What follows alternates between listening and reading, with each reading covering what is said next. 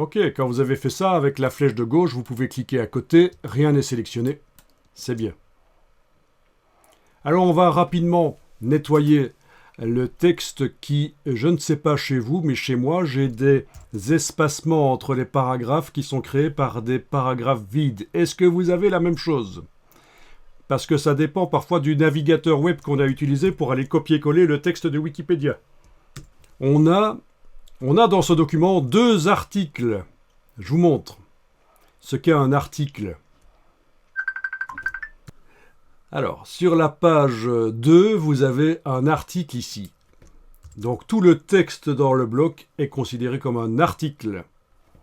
Et sur la page 4 et les suivantes, c'est le 2e article. Donc, vous comprenez, un article, c'est donc ce qu'il y a dans un bloc de texte et les blocs qui sont éventuellement chaînés avec ce bloc de texte. 2 articles dans ce document. Donc, on va les modifier par rechercher, remplacer l'article de la page 4. Vous mettez le curseur n'importe où dans la page 4. Ça pourrait même être dans la page 5, 6, 7, 8, 9, peu importe, puisqu'ils sont tous chaînés. C'est le 2e article de ce document. Et vous allez dans Édition, Rechercher, Remplacer.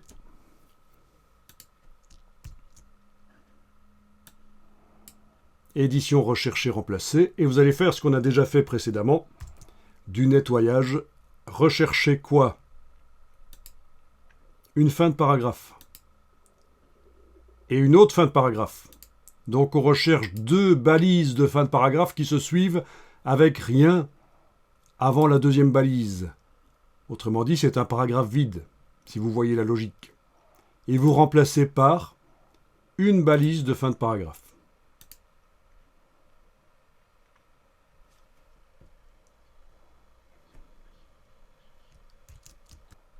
Oui. Donc il est possible en effet qu'il, avec la flèche ici, il retienne les dernières opérations. Chez moi, il ne le fait pas. C'est pas grave. En tout cas, c'est une double balise de fin de paragraphe qu'on recherche, qu'on remplace par une seule dans l'article. Vous voyez dans quoi on peut rechercher? Faire du rechercher-remplacer dans un article, ou dans tout un document, donc dans ce cas, dans les 2 articles en même temps, ou dans plusieurs documents qui seraient ouverts. Ça c'est génial. Bon, mais dans ce cas-ci, c'est article. Ah oui, et jusqu'à la fin de l'article, c'est ce qui suit le curseur, éventuellement.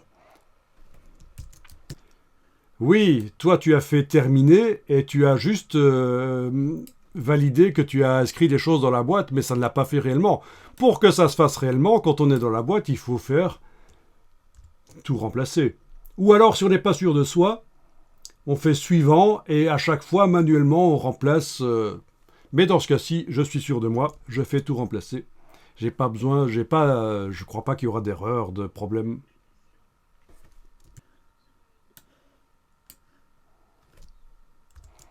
Tout remplacer, 136 modifications effectuées. Donc, voilà. Voilà, donc chez toi, le bouton tout remplacer n'était plus accessible. Tu as cliqué sur suivant, il est devenu accessible. Tu as cliqué sur tout remplacer et tu as 136 modifications. C'est à peu près le nombre que j'avais aussi. Voilà, je clique sur terminer. Et voilà. Alors, pour nettoyer le texte ici, il y a d'autres choses à faire, mais ça prend du temps. Et alors, notamment, nous avons aussi des listes.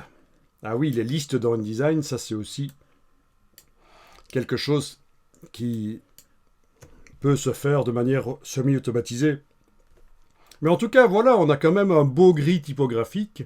Si j'active ici l'aperçu dans le bas à droite de la palette des outils, et que je regarde, je vois que j'ai un beau gris typographique. Au niveau des marges, les marges en haut et en bas, elles sont clairement trop proches du bord de la page. C'est du remplissage, c'est du bas de gamme, ça donne une impression de bas de gamme. Alors l'impression de haut de gamme dans un document InDesign, dans un document de mise en page, vous allez l'obtenir en créant du vide. C'est toujours comme ça. Regardez les publicités que vous recevez dans vos boîtes aux lettres. Quand c'est du bas de gamme, quand ce sont des produits qui sont pas chers, nous sommes les moins chers, c'est du remplissage sur toute la page. Quand c'est du haut de gamme, du luxe, il y a plein d'endroits de la page qui sont vides alors qu'on aurait pu mettre des images et du texte. Mais non, ça a été gardé vide. Donc c'est des choses qui pourront être faites. Évidemment, par le gabarit, on va pouvoir gérer les marges.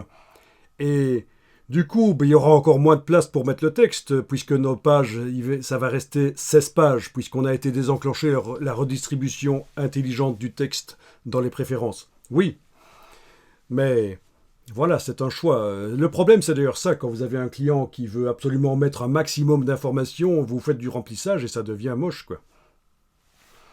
Voilà. Moi qui ai travaillé dans l'enseignement à distance il y a déjà 15 ou 20 ans, et on faisait des syllabies, des syllabus pour les étudiants, c'était un peu le conflit avec le commanditaire, c'est-à-dire que il fallait mettre du texte le plus près du bord de la page, faire du remplissage à fond, et les pages devenaient tout à fait pas agréables à lire, rebutantes, ce qui est quand même assez dommage pour quelque chose qui va être étudié par des jeunes, quoi. Donc des belles mises en page, mais maintenant j'ai vu que les manuels scolaires sont un peu plus sérieux et ressemblent un peu plus à des belles publications. Mais c'est des manuels édités par des boîtes indépendantes privées, en fait. Ce n'est pas les cellules d'enseignement à distance dans les pays francophones où c'était parfois un peu la cata au niveau des choix esthétiques et de l'approche de la mise en page, vous voyez ce que je veux dire. Donc ceci, en termes de mise en page, c'est pas bon, quoi.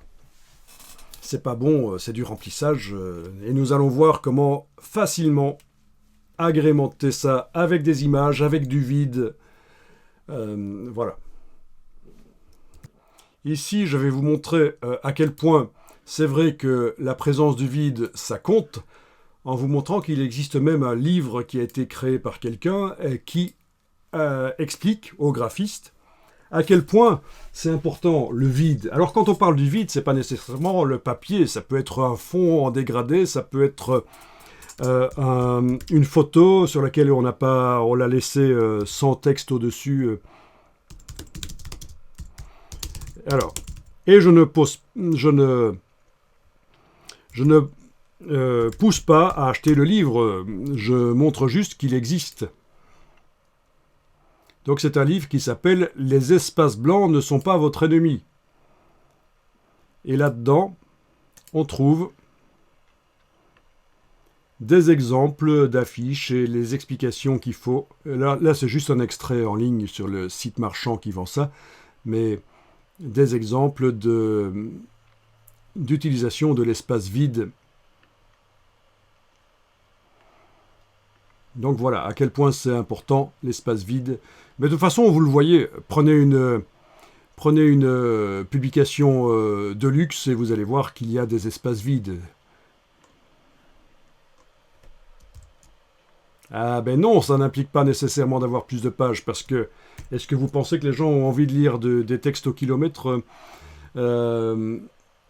Non, pas nécessairement. Parfois, il faut savoir saquer dans le texte, enlever, ne garder que l'essentiel, en fait. Voilà, oui, c'est ça. Ah, c'est ça, hein, le rédacteur aime tellement son travail qu'il a envie que... Mais souvent, et c'est vrai dans beaucoup de créations artistiques, moins c'est plus. Less is more, comme ils disent en anglais. Ça améliore le travail d'enlever des choses. Ah ben oui.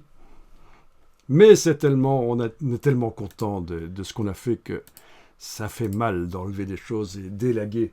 Mais je pense que c'est l'approche artistique la meilleure, c'est de faire beaucoup et puis d'enlever et d'élaguer, et on ne garde que l'essentiel.